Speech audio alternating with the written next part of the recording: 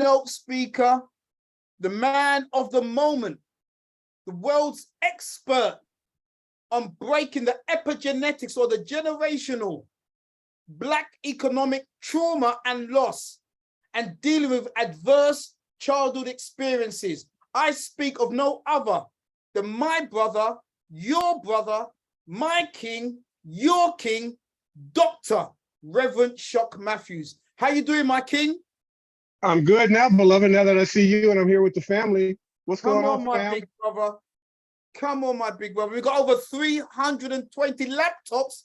That doesn't include those on the iPhones and tablets. So, brother, we've come out in force to come and hear from you tonight, my king. You are the authority on this subject matter.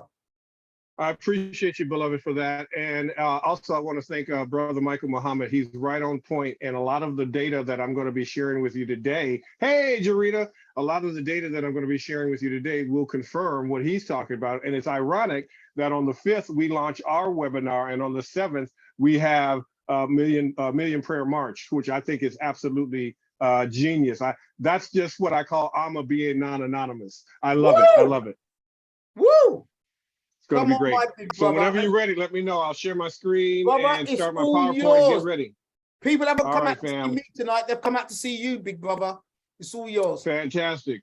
Love you all. Hold on. Let me get my druthers here and let's see if you can see. Can you see my PowerPoint? Can you see my screen? We can see it clearly, my big brother. We can see it clearly. Okay, let me go full screen. Can you see it full screen now? It's all yours, my king. We can see it, brother. Excellent. All right, here we go, fam. All right, so we always start with our affirmation of power, prosperity, and protection. And so I will say it once and you will repeat it after me. And that is, I am one with first frequency. I am one with first frequency. I am one with the first thought idea. I am one with the first thought idea. I am one with the firstborn people. I am one with the firstborn people. I am one with the only one. I am one with the only one. Ashe. Ashe. And so it is. And so it is. All right, family. So as you know, I dedicate all of my presentations to what I call my three mothers, Reverend Dr. Johnny Coleman, who taught me that you are the thinker who thinks the thought that makes the thing. And of course, Reverend Dr. Helen Carey and Nana Dr. Francis Cress Welsing. I'm dedicating this podcast, I'm dedicating this lesson to comedian David Arnold, who died at 54 unexpectedly. Me and my queen were just getting into his comedy, his 2 Netflix specials. And we're going to be doing, family, a special event coming down the line. I'll probably be presenting it here on this platform as to why Black men are dying so early and so young due to racial battle fatigue and systemic racism, and what we can do to save our Black men and our Black women from dying too soon and leaving us too soon. First Frequency of Oneness, Science, Manifestation, and Prosperity is a theosophical-based social science ministry that exclusively teaches Black people how to create a spiritual, psychological, and emotional barrier to second frequencies racialized domestic terror. Our goal with First Frequency of Oneness is to remove Black people from the deleterious effects of their false racial identities, which we call third and fourth frequency. We'll get into that momentarily. First Frequency of Oneness helps Black people overcome their trauma bonding, their capture bonding, and Stockholm syndrome to second frequency colonization and values. We also are a culturally specific teaching ministry, meaning that we only work with exclusively Black people in the diaspora. We specialize in healing and removing the ancestral, historical, and incarnate trauma within all Black people. And we help Black people reveal their natural and original first frequency signal and vibration. First Frequency of Oneness is based on African sacred science, not self-help systems for self-esteem. We are a teaching ministry, not a preaching ministry. And for those of you who are coming to experience me for the first time, my name is Reverend Dr. Philippe Shock Matthews, AKA the Metaphysical Morpheus. I have a doctorate in metaphysical science and philosophy from the University of Metaphysics, Sedona, founding minister of First Frequency of Oneness, Science, Manifestation, and Prosperity. Shock by the way, stands for Seeking Higher Omnipotent Conscious or Cosmic Knowledge.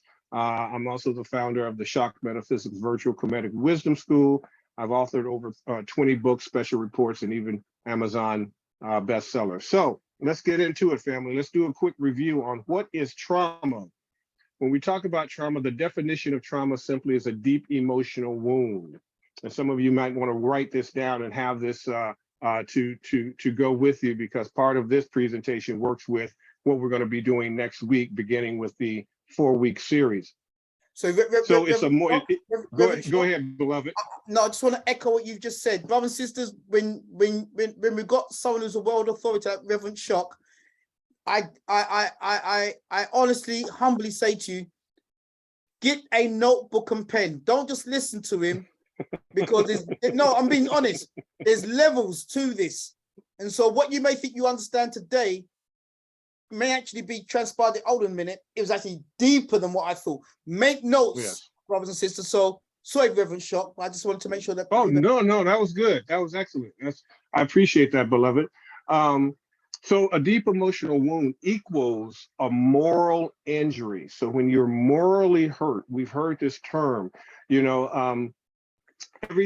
just saw a beautiful African brother on TikTok talking about you should not mourn the loss of a colonizer. Why? Because the colonizer created a moral injury to Black people in the diaspora throughout history and throughout her reign.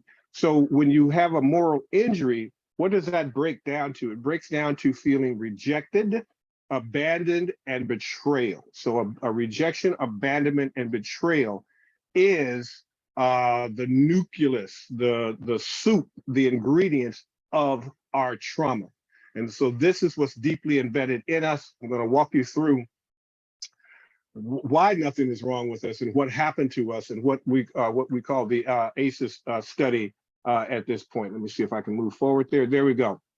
So trauma is something that happens too quick, too soon, or too often. Write that down. Trauma is something that happens too quick, too soon, too often. You see our brothers and sisters being shot in the street or killed in the street by law enforcement. That's too quick, and it's also too often. And then we see our Black men and some of our Black women dying prematurely, which is too soon. It's a trauma imprint that's vicarious, that causes us to look and say, what is happening to Black people? Where is our trauma? Where does our trauma belie as we're dealing with this critical system that is in place? So let's do a quick review on the 4 imprints of Black trauma. We talk about genetic trauma, which is epigenetics or genetic memory. This is where our post-traumatic slave syndrome or PTSS is stored in the ancestral memory and the ancestral realm. Decontextualized trauma or hazy trauma is trauma that doesn't have a time date or a timestamp. It's the most devastating of all traumas because it's locked deeply embedded in our bodies, in our vagus nervous system, metaphysically known as our subconscious mind. And whenever we go to new seminars, workshops, buy new books, come on to new platforms and listen to new information and advice, it filters through our trauma and our vagus nervous system, whether or not it's going to be turned on and off. It also dictates whether or not we're going to label something in our brains unconsciously as entertainment or activation. So some people come onto the platform of Hidden Truth, my platform and others, and it's just entertainment. They're just watching it just to be entertained, but they don't learn or retain anything. That's what trauma does. Now, most people think, oh, I'm just not interested in doing these workshops and these seminars and what have you. It's because your trauma center is turning off your ability to make logical sense to move yourself forward. That's what decontextualized trauma does.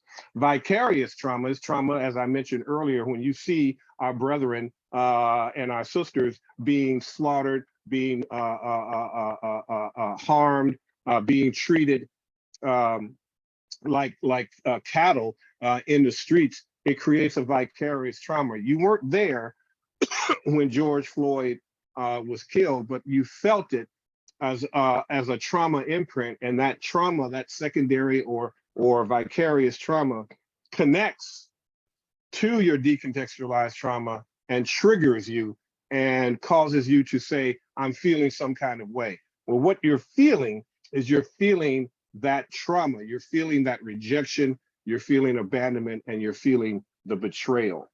That leads us into the the three traumas leads us into the fourth trauma, which is called ghosting trauma. A constant sense of doom, extreme anxiety and worry that something bad is going to happen. This is the buildup of racial battle fatigue. And so it becomes part of our lives, and we end up shrinking our lives to the size of a postage stamp, and we don't move or deviate or think beyond that small world, because outside of that world, that ghosting trauma is saying, we'll never make it, we'll never get out, nothing that I do is working.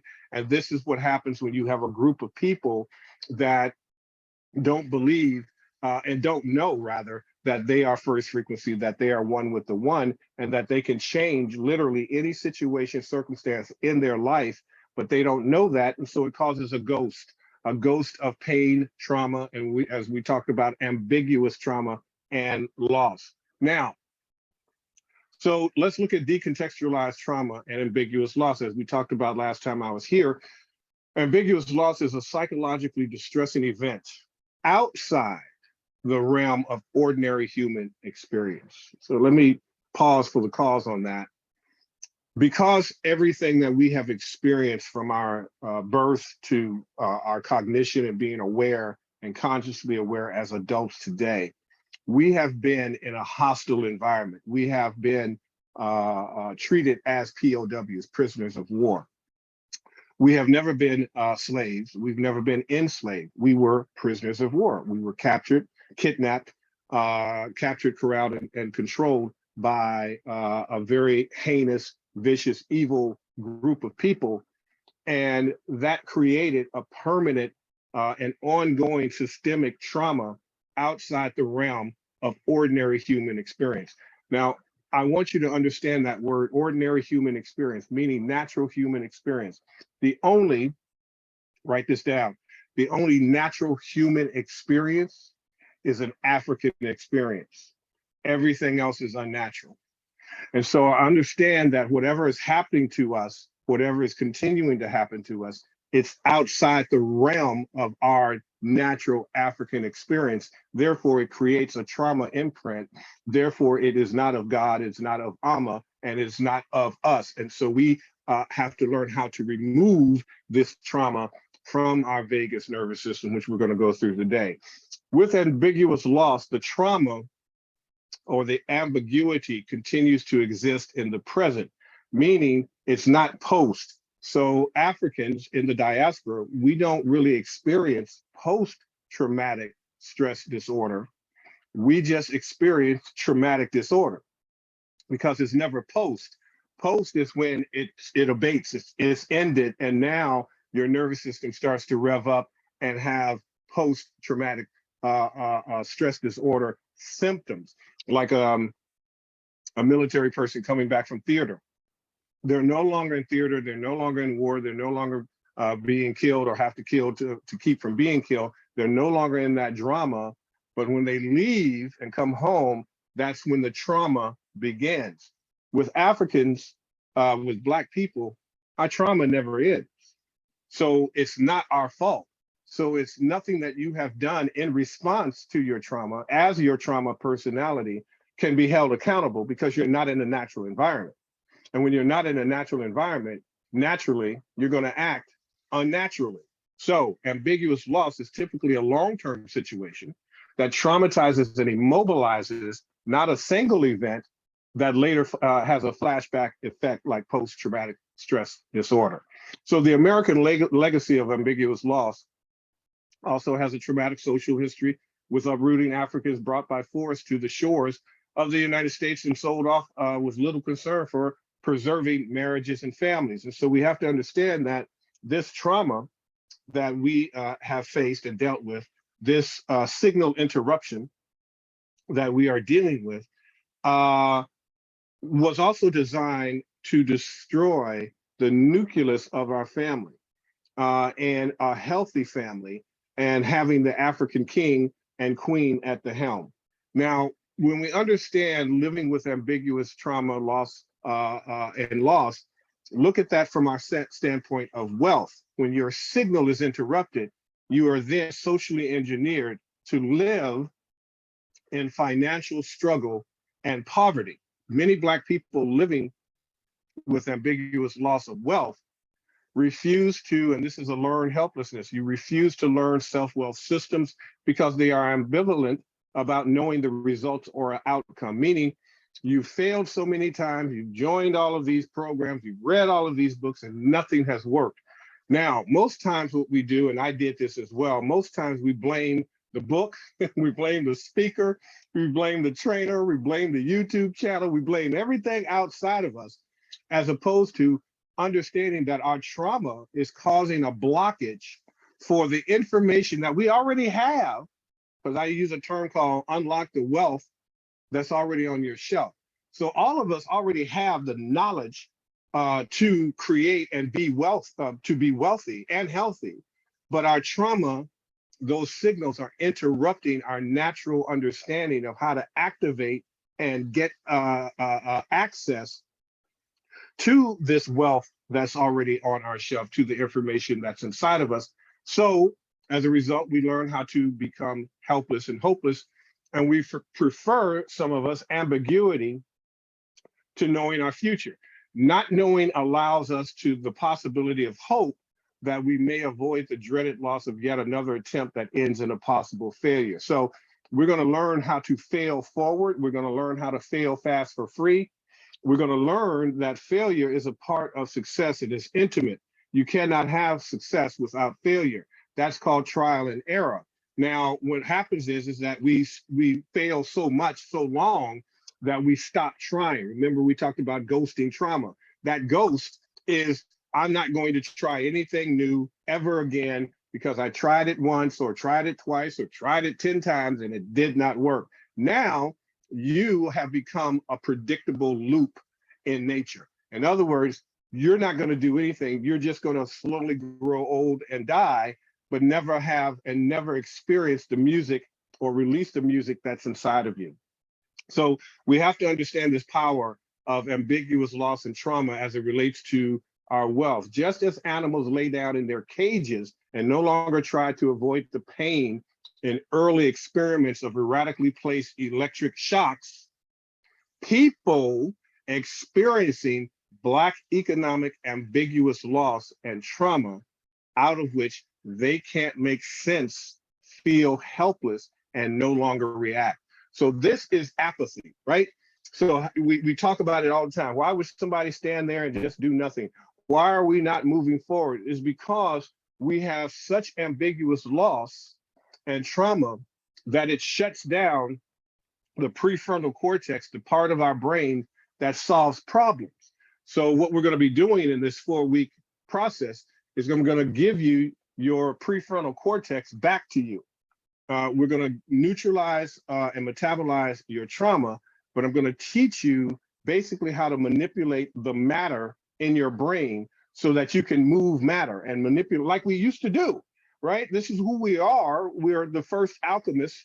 We're the first metaphysicians on earth, but some of that has become lost because of ambiguous loss and trauma. We're going to get that back. So I want to introduce you today to the ACEs, adverse childhood experiences, because as I said, nothing is wrong with you, something happened to you.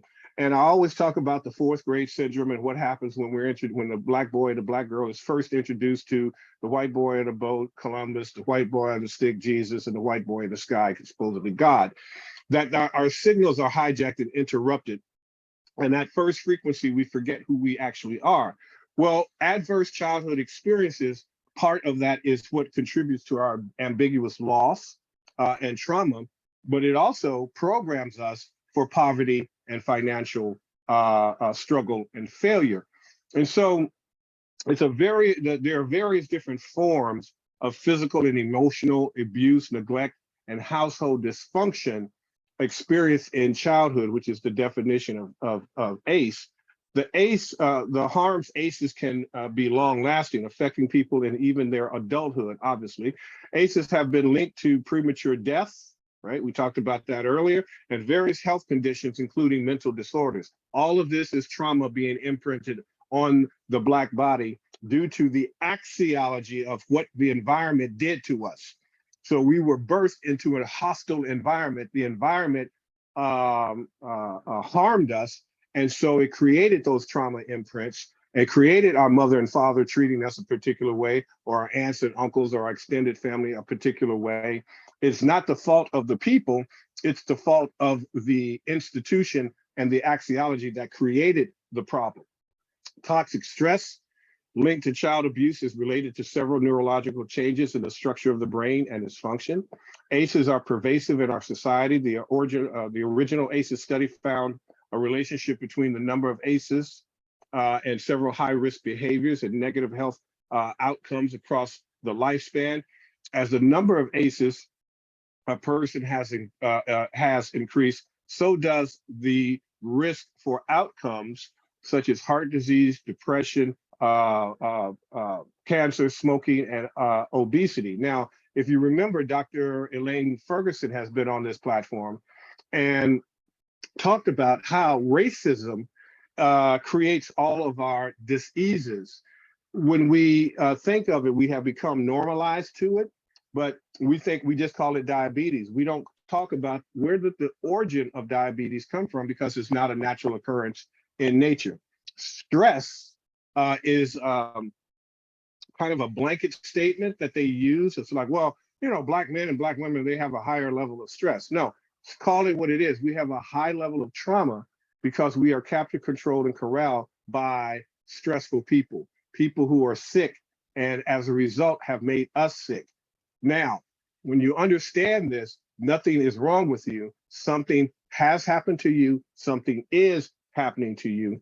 And as a result, it started long before you had cognition. We're going to go through in our workshop. I'm going to teach you the brain science and the neurobiology. I'm going to actually show you where Ama, or God, is located and experienced in the brain, how to, and then what part of the brain activates, which we call the nucleus accumbens, that part of the brain, and we'll get into a little bit of that in a moment, but what part of the brain actually will allow you to break through and break free from this trauma trap that we're in. 1 in 6 adults experience more types of ACEs. At least 5 of the top leading causes of death are associated with ACEs. So I want you to start to look at this and see yourself and your family members, extended family members, in the data. Why are we dying so early? Why are we committing suicide so young? Why are we going through these processes? It's because of systemic racism. We think that it's just the natural stress of life. Well, no, there's not a natural stress of life if you're in an unnatural environment. But because you think this is natural, because you have been conditioned that it's normalized, it's not. The nucleus accumbens and parts of the brain don't even fully develop until you're age 30. So look at what has been programmed into you from your environment from 0 to 30. And that will give you the determinant of what the rest of your life is going to look like. So experiencing physical or emotional abuse is one of the processes of experiencing ACE. Abandonment or neglect, losing a family member to suicide, growing up in a household with substance abuse or alcohol, having a mentally ill parent, having an incarcerated parent, or being a child of divorce or parental separation. Well, doesn't that look, some of us have some of us have checked all 7 of those, right? We've all experienced this. Well, we call that our life story. We call that family, but ain't nothing natural about it. It was done to us. We're not supposed to be mentally ill. We're not supposed to be incarcerated. We're not supposed to commit suicide. We're not supposed to either suffer mental, emotional, and physical abuse, and we're not supposed to give mental, emotional, and physical abuse. Something happened to us. And it starts in our childhood, and it starts this trigger of ambiguous loss and trauma. So looking at divorce, when we say mommy and daddy don't love each other anymore, but they will always love you, and we tell that to our children when we're separating from our significant other, our spouse, and we tell the kids, oh, nothing's wrong. You know, they know we're lying. They know something is not right because the nucleus of that family will forever be changed, and there will be an ambiguous loss and trauma imprint as a result of that. So we want to look at, and the reason I'm bringing these things to you is I want you to see that the things that you think are natural and normal that happen to you that were negative are not natural and normal. And it's embedded in your vagus nervous system. It's embedded in your subconscious mind. And the goal of this 4-week process that I'm going to send you through is to remove it permanently and to be able to recognize it when it tries to re-imprint itself into your nervous system and subconscious mind. We got to get this second frequency-ish out of our system. Ambiguous historical trauma is an example of intergenerational trauma. It's caused by events that target a group of people. Thus, even family members who have not directly experienced the ambiguous historical or intergenerational trauma can feel the effects of the event generations later.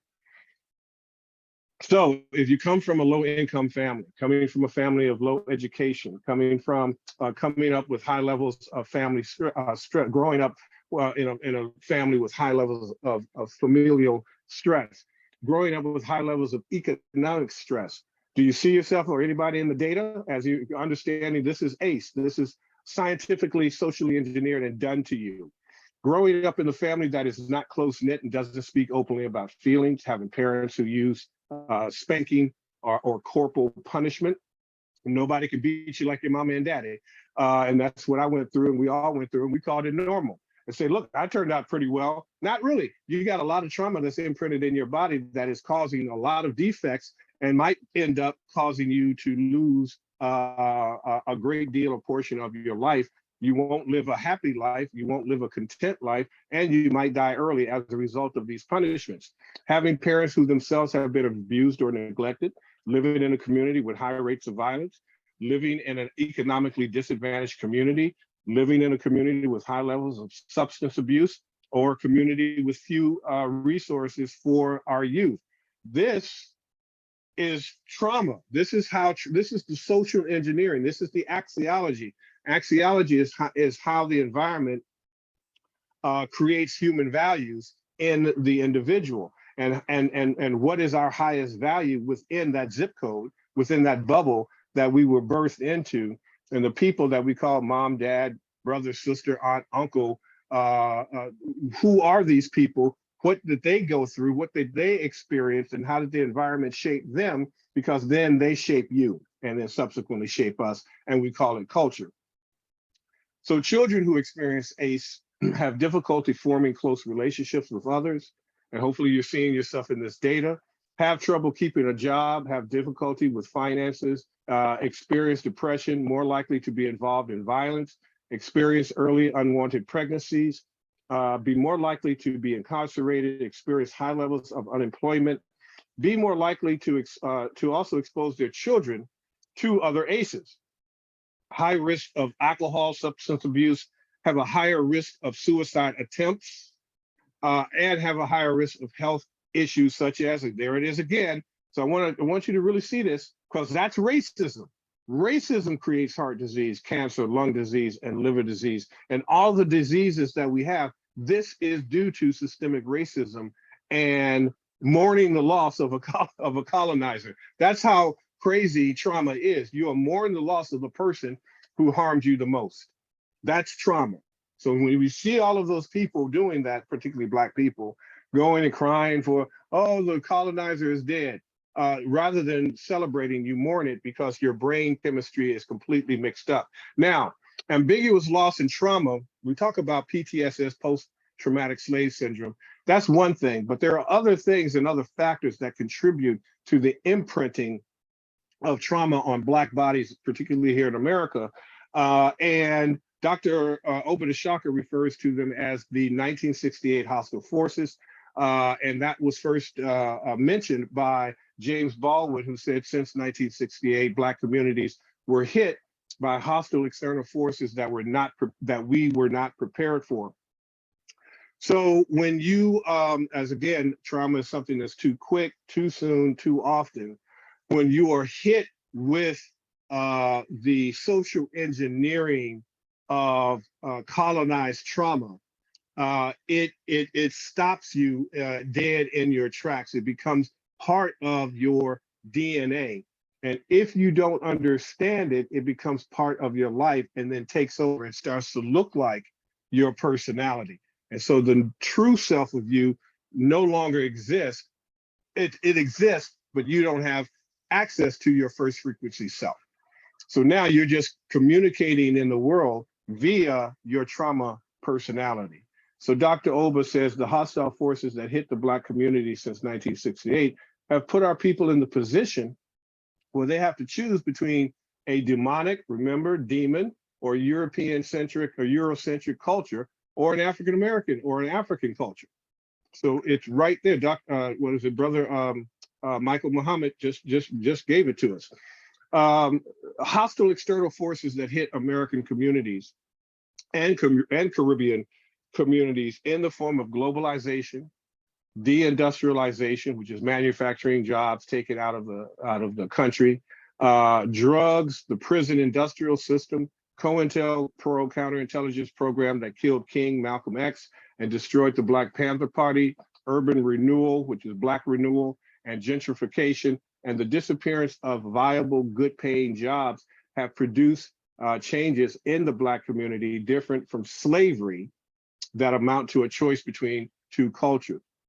These changes Dr. Oba talks about have altered Black institutions and behavior in ways not experienced before and cannot not be attributed to slavery or post-traumatic slave syndrome. So I'm giving you something where I'm bringing you some deeper levels of differentiation so that you won't make a blanket statement and say that everything is result of slavery that's happening with us now. No, there was actual psychopathic and sociopathic agenda that was ascribed and prescribed to Black people, quote unquote, urban centers around and neighborhoods around the world. That's our zip code. This is a direct attack on our Black bodies, on our Black sensitivities.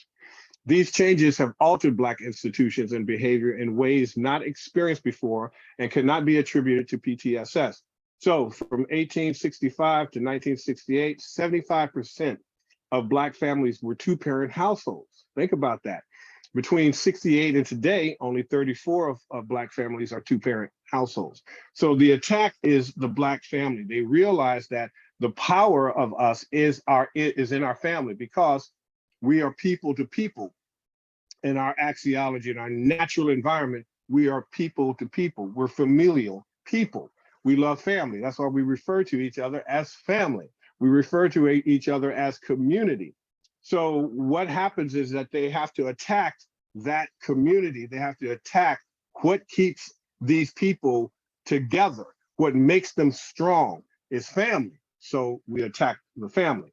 Post-1968 hostile forces weakened Black families, not slavery. So for many Blacks, so for many of us in the community, singlehood or single motherhood, being a single parent has become the new cultural choice. I don't need no man. I don't need nobody. Yes, you do. But because you have been so conditioned and socially engineered, you don't think that you need anyone because as a result, as I mentioned in the last time, from the fourth grade, from when you send your child to school, they take those fourth grade studies and scores and know how many prisons they're going to build on behalf of you not needing a man or a man not needing a woman to be the nucleus of a family. It takes two. It's the village. It's the original Trinity, fam. Man, woman, child. That's the Trinity. You can't deny that. So that's what they're attacking. So between 1865 and 1980, extended family communities were strong and reinforced two-parent and single-parent households. Today, extended family community has been weakened by the hostile external forces of drugs and the violent, arbitrary drug culture. Institutions raise too many Black people today outside of our control rather than extended family communities. Today, Black peer groups often have more influence over Black youth than the Black family. You know, talk about gangs and what have you in the Black church. The influential role of Black peer groups did not arise out of slavery. It arose out of a weakening of the Black community, extended family community, and the Black church, as well as the weakening of the institution of Black elderhood, a strong institution in slavery. And for 100 years after that, post-traumatic slave syndrome, post-hostile forces, institutionalized generation created the behavior, the characteristics, and traits that Dr. Joy DeGruy refers to as vacant esteem. Dr. Ober refers to it as nothingness. We refer to it as third and fourth frequency. Dr. DeGruy describes vacant esteem. I should have put the link up there where you can go back and watch my interview with her. Lacking the fundamental structure that upholds and strengthens the self. This is what trauma does.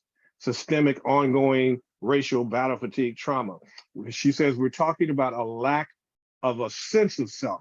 Remember, I've talked about this before. You can have high esteem and low esteem or self-esteem, but it's still a sense of self. Vacant esteem, no self-identity whatsoever. So where the self fits in the whole realm of reality, she says, it's not there.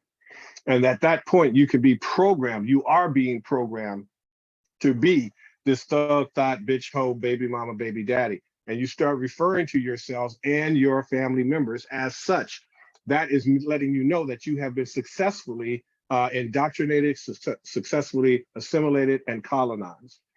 You feel you will never get out, move up, or get better. The goal of second frequency systems is to create hopelessness, helplessness, and create what we call the fourth frequency N-word, the niggas, where you eventually run out of life and stop fighting, stop resisting.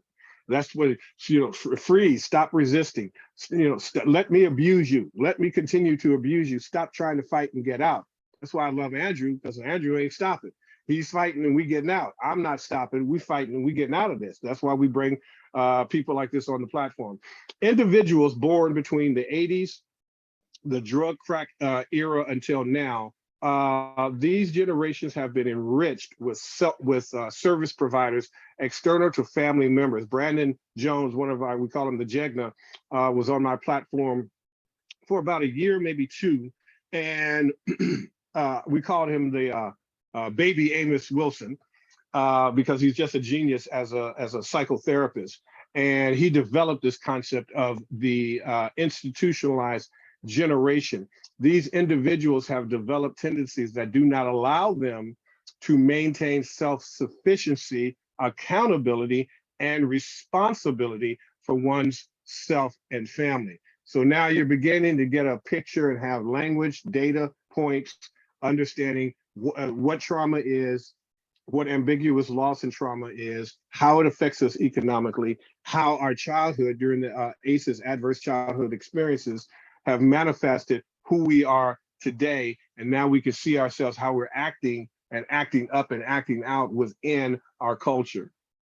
Through the intergenerational genetic memory of epigenetics or PTSS, race-based traumatic stress injury and violence, the post-1968 hostile forces, and the creation of the institutionalized generation, in an effort to shield and heal ourselves from the toxic signal of second and third frequency, we developed we devolved third frequency consciousness and began referring to ourselves as nigga, as a term of endearment, when in fact it's a term of terror and trauma. So every time you use the N-word, you re-trigger your trauma. Every time you call someone and say, hey, what's up, my nigga? Or how's my niggas over there doing? And I'm speaking primarily to some of the African-American folks. I don't know if this is something that you do in the British term, but whatever that term is that you use, at the street level that you self-identify as, and you give that to someone else, you are keeping your trauma alive. You are reigniting your trauma.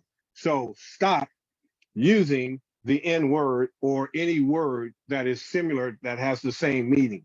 This is what is killing us, and we're hurting ourselves now, as opposed to being hurt by these people. This is all part of this process. Generation X created hip hop.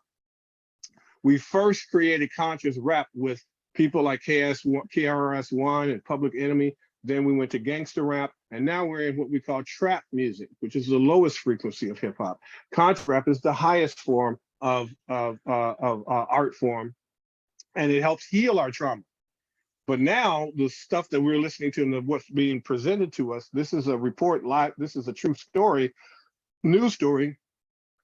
Trap music, this consciousness of this new group of socially engineered people we call fourth frequency niggas, reported that a woman beats men, a woman beat these guys in a rap battle. And so what they do, they raped her, set her on fire, and then they shot her. Now, that is the lowest of frequencies. Now, why are we listening to that type of music? Understanding trauma, music triggers trauma, but music can also metabolize trauma. So think of it like sound waves. Sound waves can kill you, sound waves can heal you, but it's still sound. And though you're listening to it and you think that it's got a good beat and easy to dance to, it's actually killing you and your community and your people inside. And it's creating systemic racial battle fatigue. So racial battle fatigue, Dr. William A. Smith says that it is the constant bombardment of micro and macro aggressions inflicted upon African people.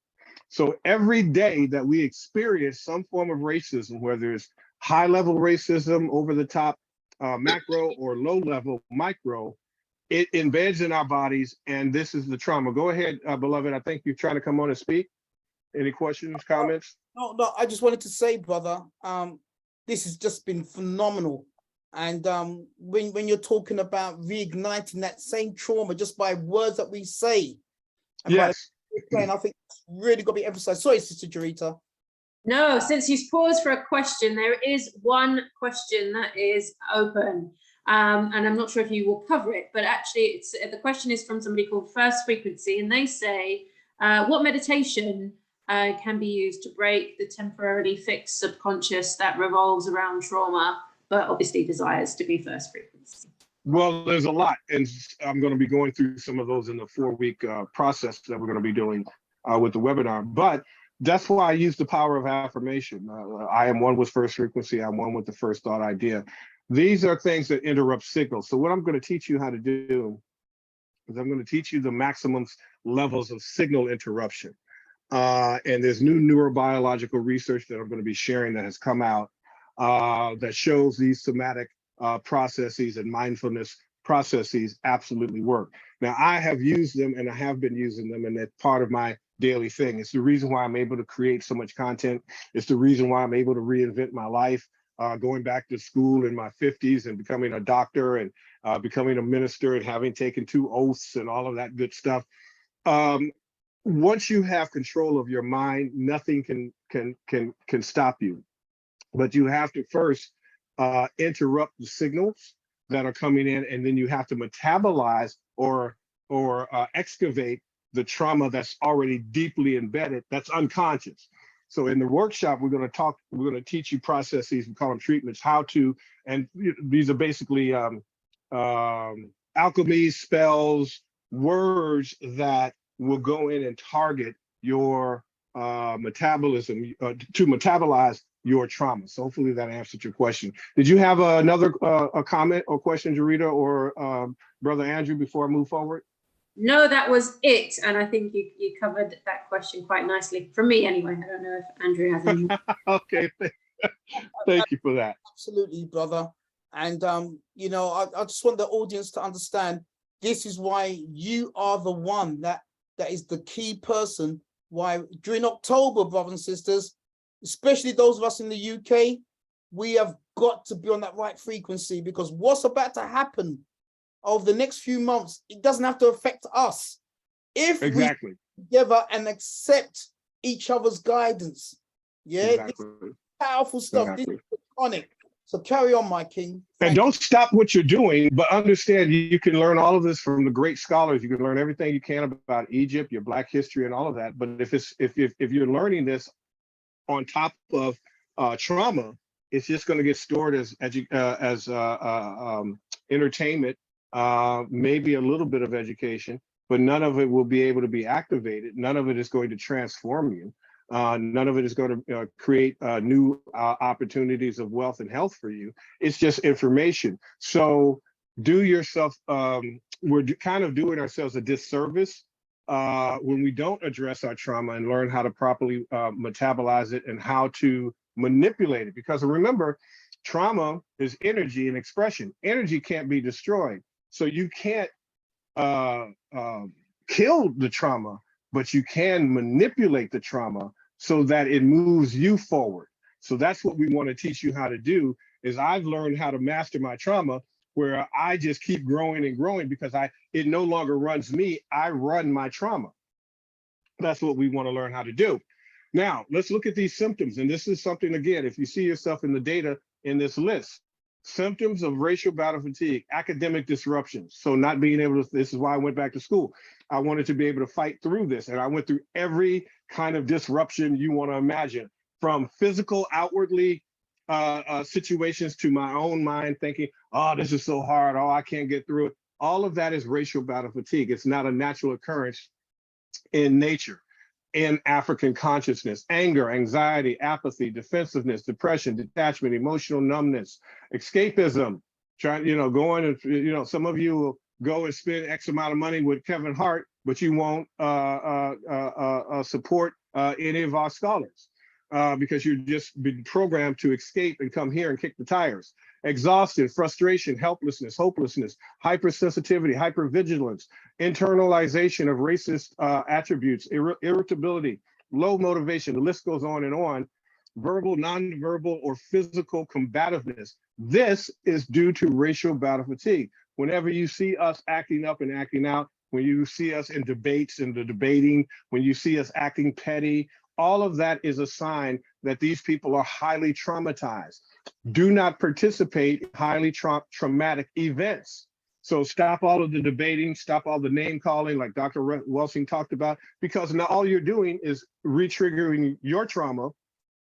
You're imparting more trauma on someone else that you're speaking with, whether individually or within the group, and that you no longer have a sense of your true nature and self, because now your trauma is acting as your personality, as yourself. And what this does, it creates what we call the imposter syndrome.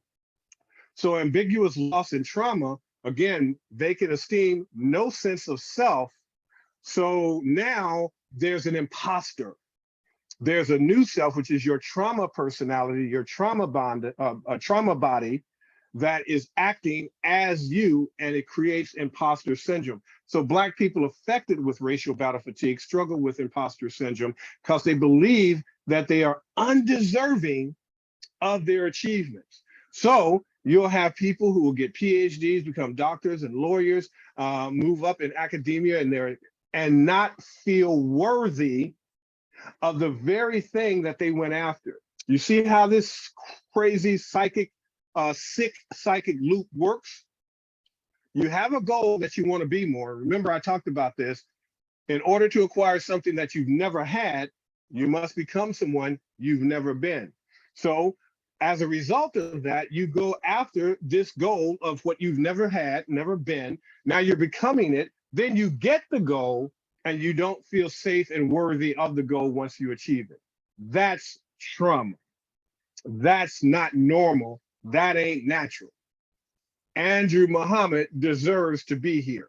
All of you deserve to be millionaires, to be healthy as a millionaire, so that the money is not ruling you, you're running the money, and you are supposed to experience heaven on earth, period. That is our natural birthright. If that is not what you are experiencing, you've been hijacked. There's trauma inside of you, otherwise you would not have and be living this conscious or unconscious imposter syndrome. You feel like you aren't as competent or intelligent as others might think, and that soon enough people will discover and discover you and call you out. The imposter syndrome are often well-accomplished people, and they may hold high office and numerous academic degrees. And I've known people like this that don't have any esteem because their esteem is vacant. So this is important. You can experience high levels of education. You can experience high level of economics. But if you don't have a sense of self, vacant esteem, because of that trauma imprint, that trauma is going to harm you and manifest as something that is going to cause you distress and challenge in your life. Look at all of the fourth frequency vacant esteem people who have money and who have academia. They're batshit crazy. Their lives are absolutely in total chaos. So how do we break this? First frequency solutions to our unique problems. Maya Angelou says it best: you may shoot me with your words, you may cut me with your eyes, you may kill me with your hatefulness, but still, like air, I'll rise. So, learning the difference, family, between results and excuses. So I'm calling you out and I'm challenging you. What is your excuse? What is the result? Coming to this 4-week process that we're going to be doing is a result. What's the excuse that's going to keep you from manifesting and mastering that result? You cannot hold an excuse and a result and occupy the same space at the same time. Now, there are levels to our reasons and excuses for not showing up, for not signing up, for not moving ourselves forward, for not believing that this workshop can change my life, transform my life. There's reasons for that. And some of that I've given you obviously up to this point, but it will fall into fictional, factual, or philosophical, right? So if there's a death in the family and you've got to go to a funeral or do a wake or prepare for the family for that, well, that's factual. That is a factual reason for you not to physically show up to a workshop because it might not coincide with what you're doing. However, we've taken that excuse away because we have replays. So there's no excuse really because you have the replays even though you can't attend it live, right? So fictional is when we sit up and say, well, you know, I've never been good at computers. I've never been good at math, or I've never been good at learning technology. So I just don't like to be on Zoom. I don't like to do all of that technical stuff. So you find something that you think is actual factual, but it's fictional, that you will use as an excuse to keep you there, to keep you in that same space. And the person that comes back next Tuesday is the same person that they were the previous Tuesday. The goal of all of this work that myself, Andrew, Dr. AJ Varma, who's going to be a part of this, Ma'at, M. Makaru, who's part of my team, High Priestess, Lady Adele, who's part of your process, all of us, our goal is for you not to be the same person you were prior to entering into that room, right? So we don't want you to come back the following Tuesday with the same problems and challenges that you had prior to. We want to solve these problems, but we want to solve them permanently. But it requires you to show up and do the work once you are given the assignment as to what to do to get rid of and metabolize your trauma and to protect yourself from the social engineering frequencies of trauma.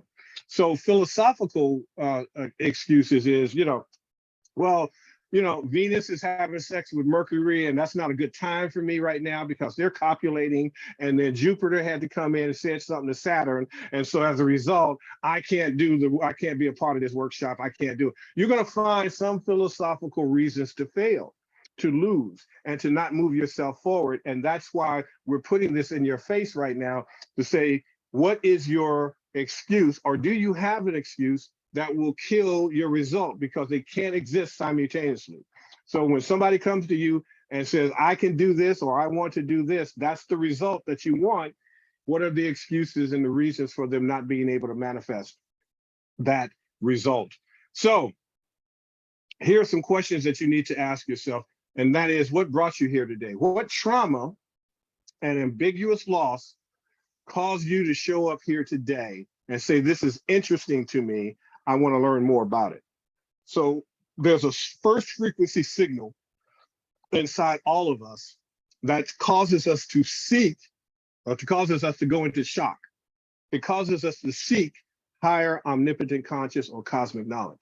That's the process of shock. It's a spiritual process. It's a longing. It's something, it's an aha moment. Something says, this is intriguing. Why? Because truth recognizes itself. Truth, you might not have the vocabulary to explain or articulate what you're feeling as a result of seeing this data, but you feel truth. There's a congruency because that is your first frequency self. Now it's fighting the trauma imprints that have caused you to have lower frequencies of third and fourth. And so now those third and fourth frequencies of trauma is going to tell you, oh, you know you ain't good enough, you know you can't do it, you know you did it last time and it didn't work. And all of these things, we call them automatic negative thoughts that come up that stop you. Your first frequency self said, there's a reason why you're here and you should move forward so that you can create the result. Because if you create the excuse, you won't get the result. So do you recognize yourself and or a family member in the data just presented to you? Are you willing to take another chance at correcting the signal or frequency of your unique trauma imprint? Are you willing to fail to win, right? Winners fail forward. We fail forward. That's how we win. Losers stop. They do nothing. They freeze, and that's it. Have you normalized your trauma and believe you are okay and can handle it yourself without outside help or intervention? Have you told yourself you are broke and can't afford this, but will, go out and get your hair and nails done, hook up with Kevin Hart and spend some money on that? You have it, but do you really understand the power of what that $99 can do for you so that you can have $199 or $200,099? Will you use this platform as an excuse not to move yourself forward? What is your excuse and what is your reason for not showing up? And we call it the dog on the nail syndrome. What is the dog on the nail syndrome? Why is the dog on the nail and why is the dog howling? Well, the dog is howling because, yeah, he's laying on a nail, but he continues to howl because it doesn't hurt bad enough for him to get up off of that nail. So that's really what's happening right now, isn't it, family? That's what's stopping us. We're hurting, but some of us are just not hurting enough. So are you going to wait for a cataclysmic event where you can't self-correct and get back on course, just as you are in a situation where you're driving? There's a moment where you have to get in control of that wheel. If you lose control of that wheel and say, I'll wait and pause, when you pause, that's your death, that's your life. So let's move forward and let's look at the video that Dr. Hotep communities, this Brother is Reverend Andrew has Dr. done Philippe for Shock us. Matthews, aka the Metaphysical Morpheus. I've got an amazing process that we're putting together for you beginning, I think it's October 5th, and it's going to run for 4 weeks with our team. Brother Andrew Muhammad is going to be a part of it, Dr. AJ Varma, Lady Adele, Ma'ad M. Makaru Amin, Ron Spears, the physicist, and many others. We are going to address, as I've talked about on this platform before, ambiguous trauma and loss and how we can heal from it and find ourselves for the very first time. This is historic. It's never been done. There I am becoming and have become the #1 authority in the world on Black trauma and ambiguous economic Black trauma, and what it has done to erode us and erode our self-esteem, our self-efficacy. It is the root cause of all of our ills and all of our health challenges. We are going to heal in 4 weeks. In 4 weeks' time, starting October 5th, we are going to change the game. I want you to become a part of it. The links are below. Brother Andrew Muhammad and the Hidden Truth team will be doing the promotions to give you the information of how to get it and how to get access to it. But we need you there. We need you healed and we need you healthy. We need you in first frequency of oneness. Love you, community, and I'll see you soon. Talk to you after the show. Hotep. All right, and here we are. So there it is. This is for brothers and sisters who have tried everything and have failed privately and publicly at everything. So I don't care what has happened to you. This is a turning point. This is a fork in the road moment for you. As a scholar, as a doctor, as a minister, as someone who's been in this metaphysical realm since the age of 10, I'll be 57 in November. I have seen my own miraculous transformations. I have seen the miraculous transformations in others. And I have also seen, and I've also gone through a process when I was hanging out with the Susie Ormans and the Robert Kiyosakis. Why was it working for them, but it wasn't working for me? And I have failed at so many things. And I realized it wasn't the teacher, it wasn't the course, it wasn't the book, or that a book that I read wrong or didn't read it correctly. It wasn't a DVD or a video that I watched. It was my trauma. My trauma caused me to unconsciously self-sabotage all the knowledge and wisdom to activate to get me out of the situation that I was in. And so, are you in that data? Are you in that data point? Have you done so much, gone through so much, but nothing worked? Why? That means you have a trauma imprint that is stopping you and running you. It's not you. It's not your fault. Nothing's wrong with you, your true self. But it makes you feel like you're stupid, you're dumb, you're slow, you're delayed. And I felt all of that. But it was not me. It was my trauma that was slowing me down.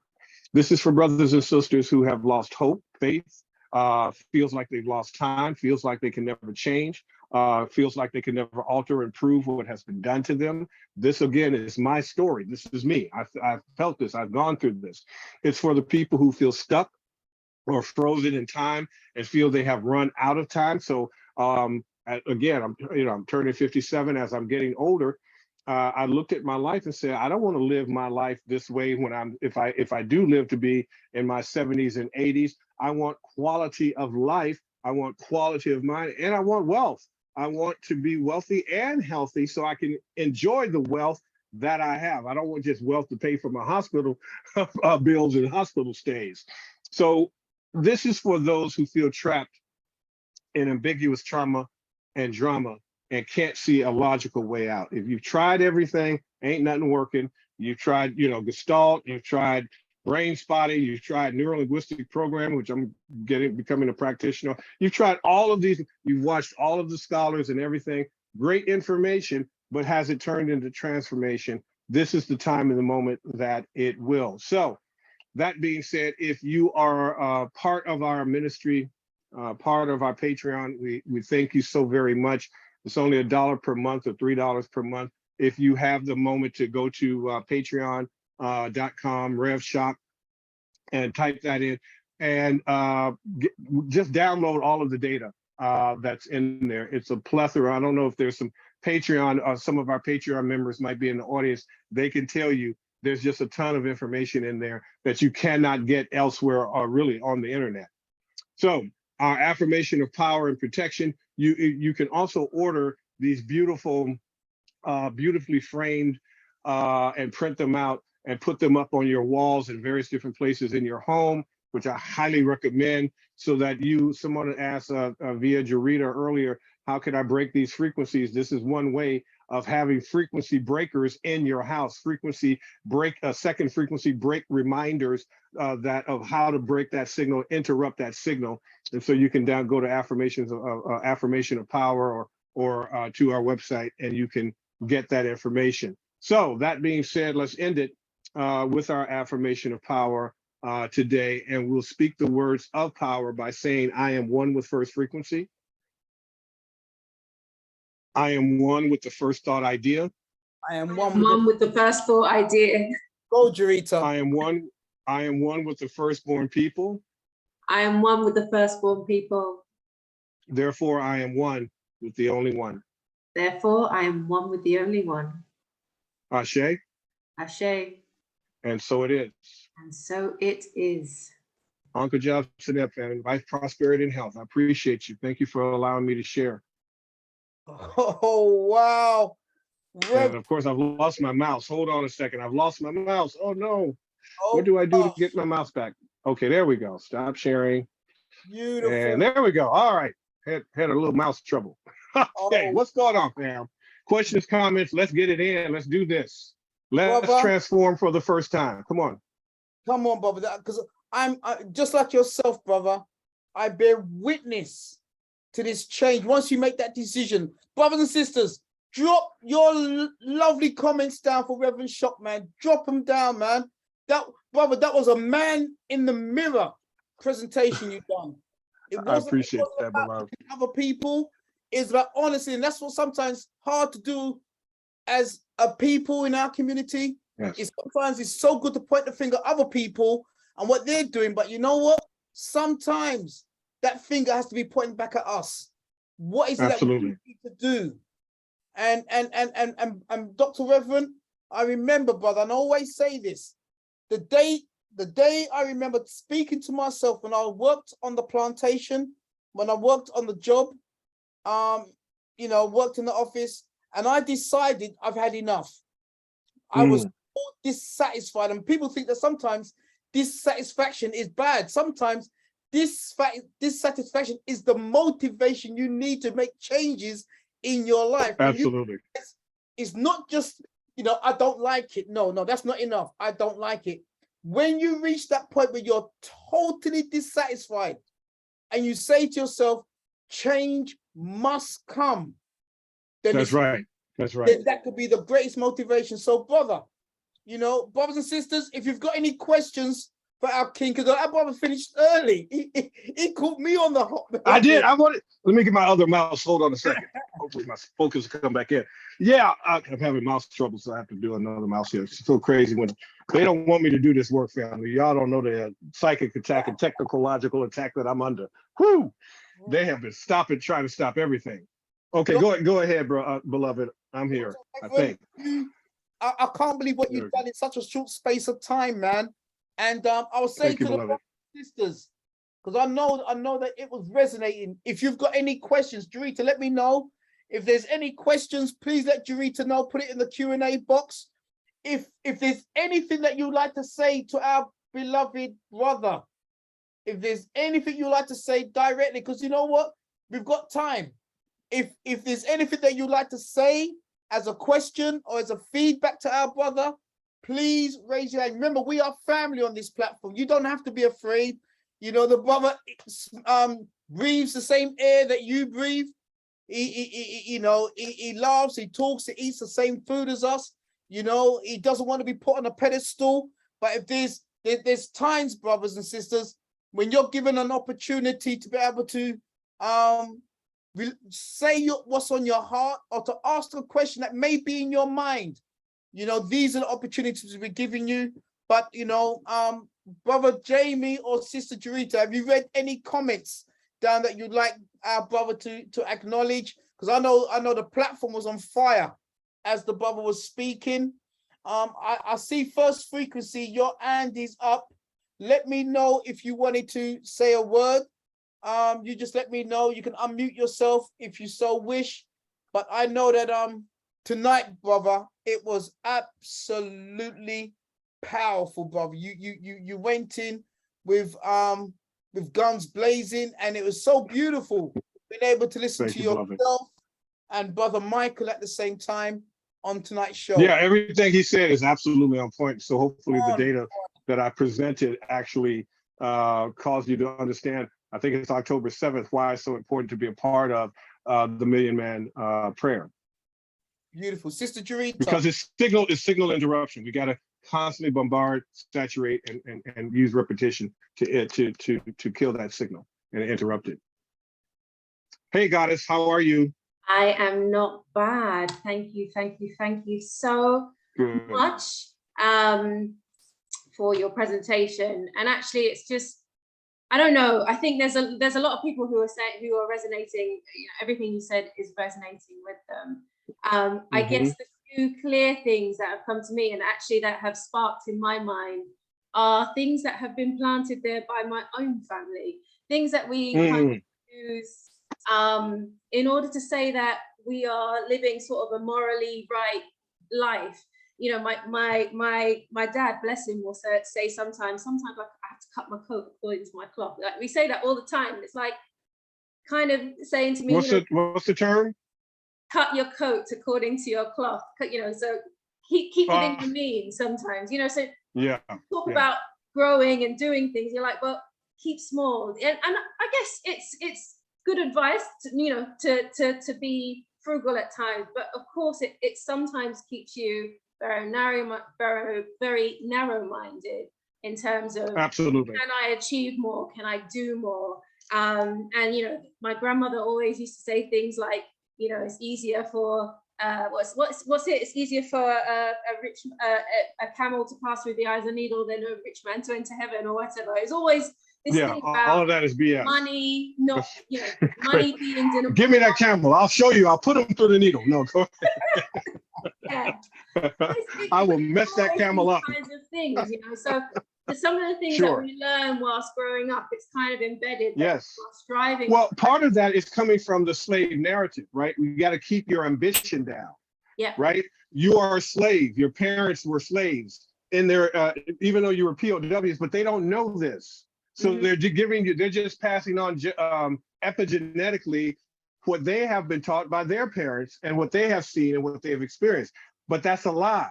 Anything that teaches you how to be small is a lie. It comes from second frequency. It's not African, it's not first frequency. Yeah. So anything that causes you to say, oh, I should be more frugal, I should be more humble. Why should you be humble when Amma said yes to you and you were first on the planet? How are you going to take this thing back and get control of it? You can't do it being humble.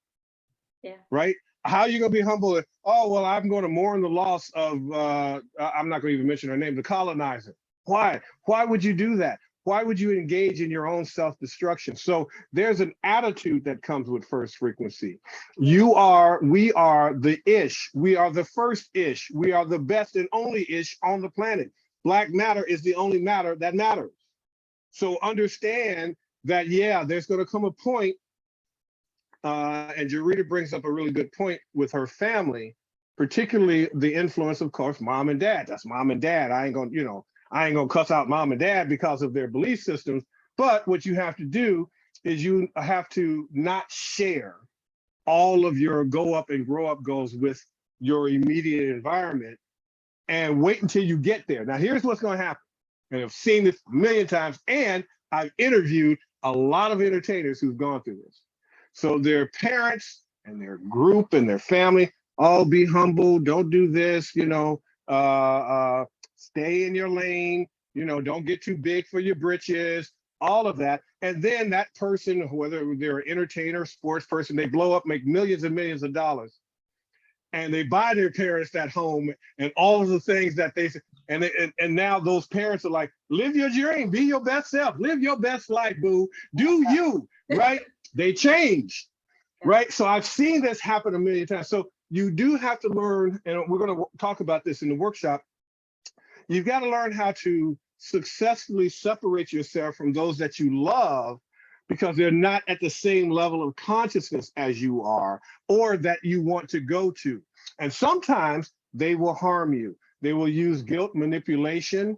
They'll minimize and marginalize you. They'll remind you of all of your past failures or what you can't do and haven't done. They'll do all of those things to keep you in your place. What you do is you look at them and you say, thank you very much. In your mind, the rumination, you call out, stop it. You go up to your room or go into a secret place and you kill that negative frequency that just came in.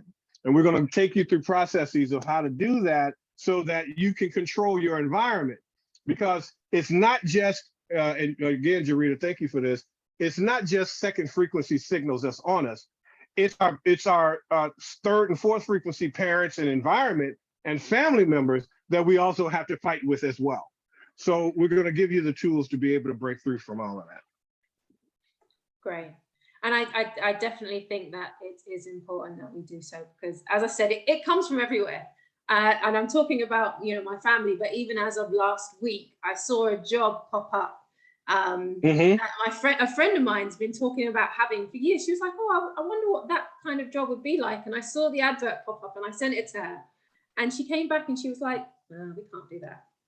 That's maybe not something for us. And it was like, we can't do this job. And I thought, what? I was really taken aback by it to the point I was like, speak for yourself. You keep that over there, and I'm going to do me. Absolutely, absolutely. But you know, even though it wasn't me going for the job, but you know, it was just the way she said it. I was like, if I wanted it, I will still go for it regardless. But it's in there somewhere. I do have one of the things you're going to have to do, you're going to have to change your group at some point, because some of the people who are just negative, let me say this, and I've never said this publicly. I'm listening. Yeah, I know this is going to be it's going to be a little controversial. Negative, broke, uneducated people are the most fun people in the world to be around. I've never said this publicly, because they ain't got shit. You ain't got nothing. You just fun as hell. The sex is great, right? Because you have nothing else. It's fun being around broke, ignorant. That's why they say ignorance is bliss. As you begin to move up, that's going to be one of your cornerstones. It's going to be one of your problems, because you don't want to leave, Jenny or Buffy behind. Well, Jenny and Buffy don't want any more in life. They don't want what you want for your life and family.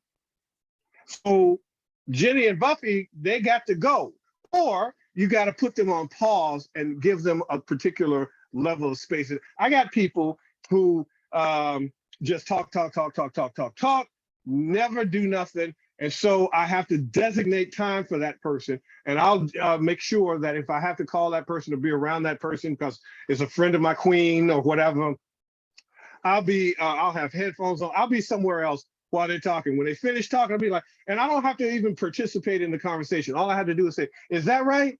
No stuff. Really? Is that what happened to you? Oh, that's horrible. No stuff. Really?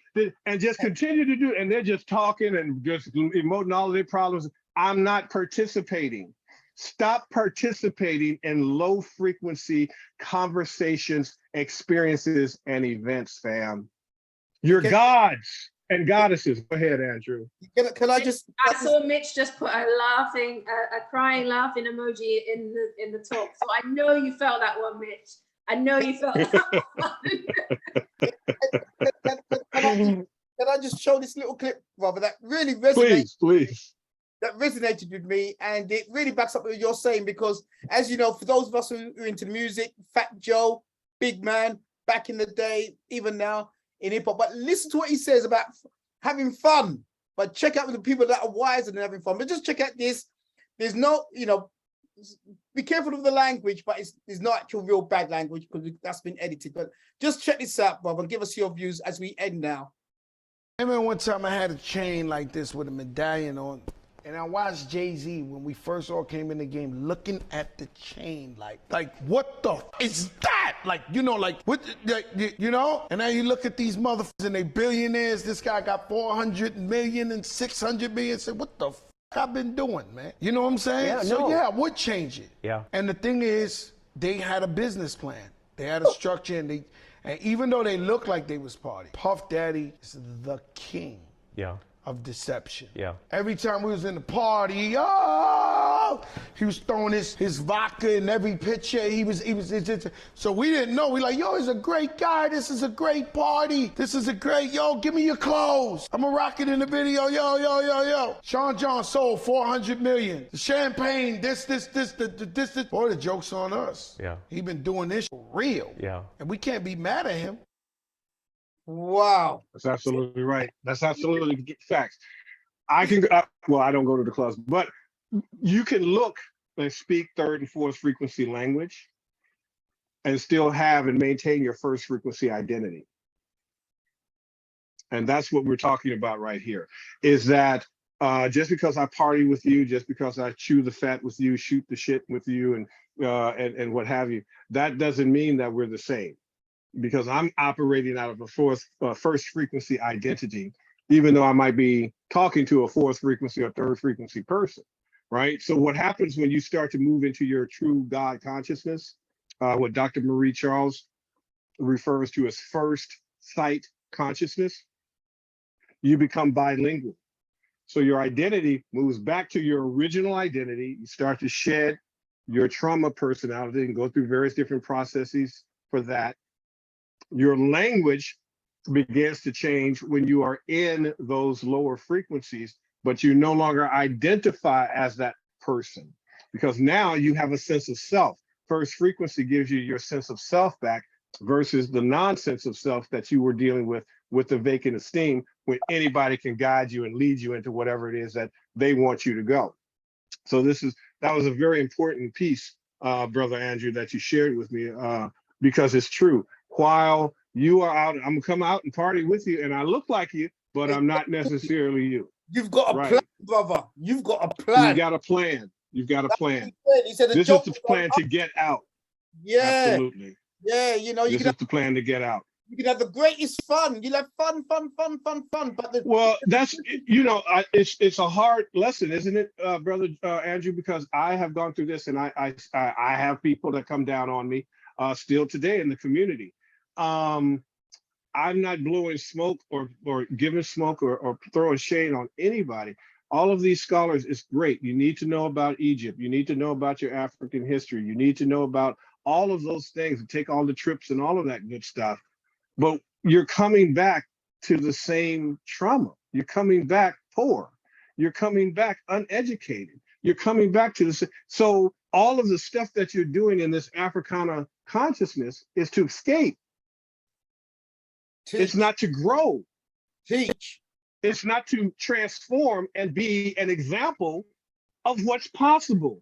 Andrew is an example of what's possible. I'm an example of what's possible, right? Because I'm doing things that, even though I know some of my African history, I don't know all of it, right? Because that's not my thing. I'm not an African historian, right?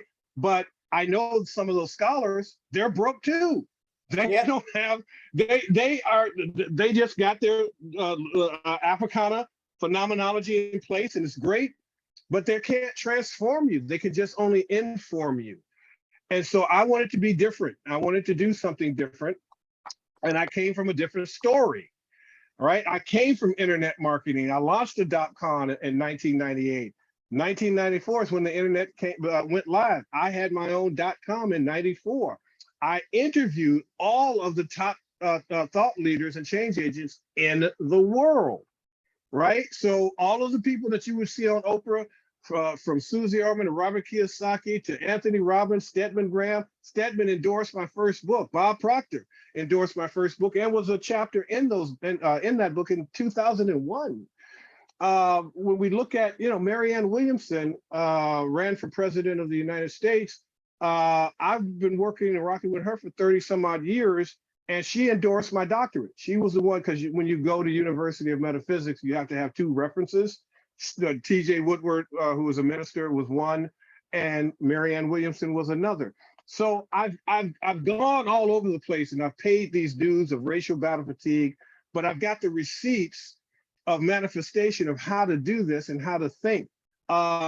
Even now, I just told my queen this the other day, because I was sharing my PowerPoint with her and we were having this discussion. I said, it was something that Robert Kiyosaki gave me years ago. And he said, because I asked him about mentors. He said, I says, do you still have the same mentors that you started out with? And he says, no, because mentors change. And at that moment, I came up with the quote, the mentors that got you to where you are today is not necessarily the mentors that can take you to where you want to be. You have to change and expand your mentorship. Who is mentoring you, and who are you listening to, and who are you following? Now, if you just want to debate and be angry so you can feel like you matter, that's part of that lower frequency thing. This ain't for you. If you really want to change permanently, markedly, this is for you. But if you're afraid of that change for any reason, remember that will be your excuse for not receiving the result.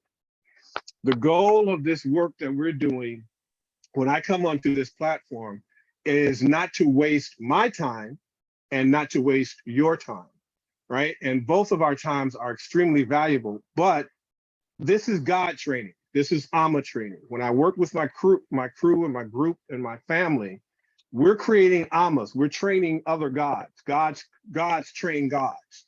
Goddesses train goddesses. Come on. Right? So I'm coming at you as you. I'm coming at you by seeing the true nature of who you are. You might see yourself as just Jarita.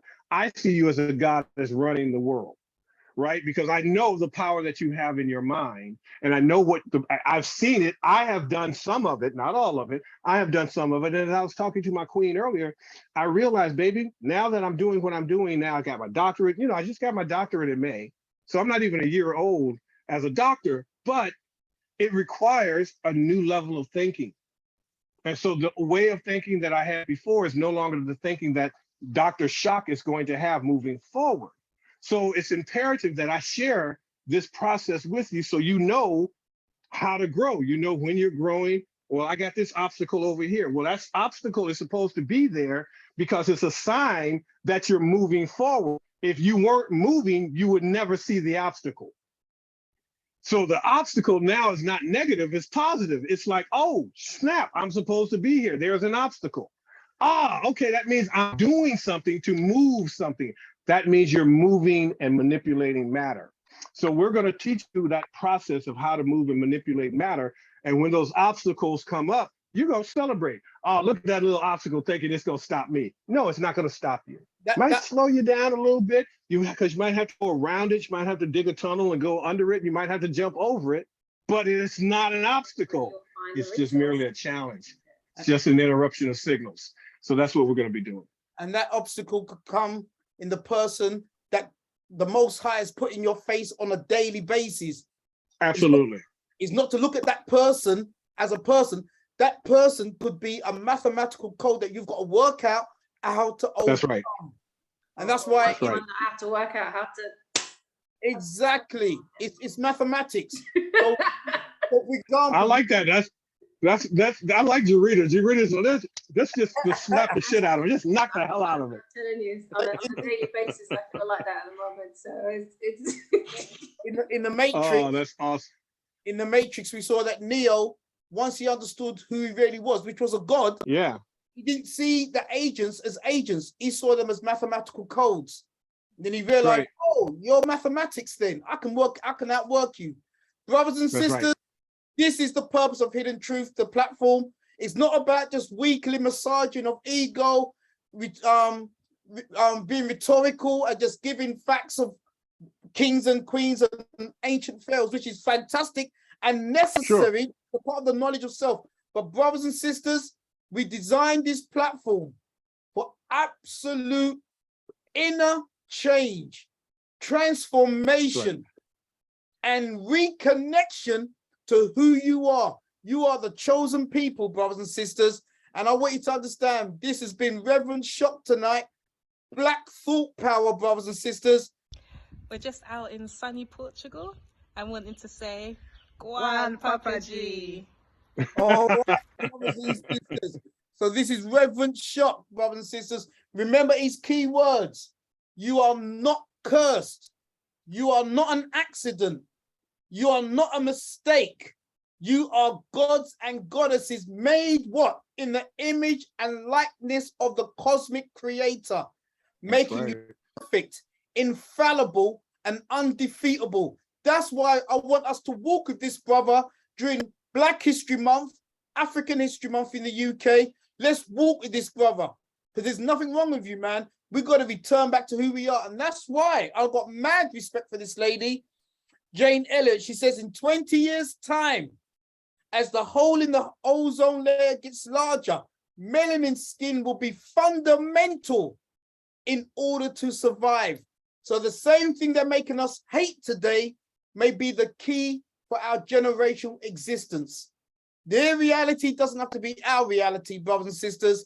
Let's step up now and be ourselves. Brothers and sisters, I want to thank Brother Minister Michael Muhammad, because with his message today and the keynote speaker, Reverend Shock, brothers and sisters, put some love down for Reverend Shock, put some love down for Minister Michael Muhammad, because I'm so happy to know that Michael is now part of the team. Brothers and sisters, how did you feel hearing from the two kings today? Dr. Reverend Shock, brothers and sisters, and Brother Michael. I think that was a phenomenal 1-2 hit. And just to give us the hors d'oeuvres at the beginning, our brother, Chef Kevin. This is the Hidden Truth platform. Reverend Shock, we thank you so much, my king. And to thank you, beloved. No, we thank you, brother. Is there any last words you'd like to say to everyone before you go back into? I know you're working again in California, brother, Los Angeles. Is there any last words you'd like to say again, King? Family, this is our time. We have gone through as a people. It's time for us to become the living and walking Christ on earth, the gods on earth, and to live our heaven on earth. We have gone through 500-year crucifixion. It is now time for our resurrection. It requires a new level of thinking. It requires a new level of thought, and it requires us to heal for the very first time for some of us. And this is what we're going to be doing in our next session in the 4 weeks that I'm going to be with you, is that we're going to heal. So you're going to learn, we're even going to have a burning bowl service so that you're going to write down all of the ills and traumas and dramas in your life, and you're going to learn how to burn them off and burn them away and burn them out of your body, out of your mind, and out of your consciousness. It is time, family, for us not to give up, not to let up, and not to shut up until Amma takes us up. Oh, Reverend Shook, listening to you is like poetry, brother. Real talk. Your wife must be so blessed that she can listen to you day and night. From the time she wakes up to the time she goes to bed, she can hear your beautiful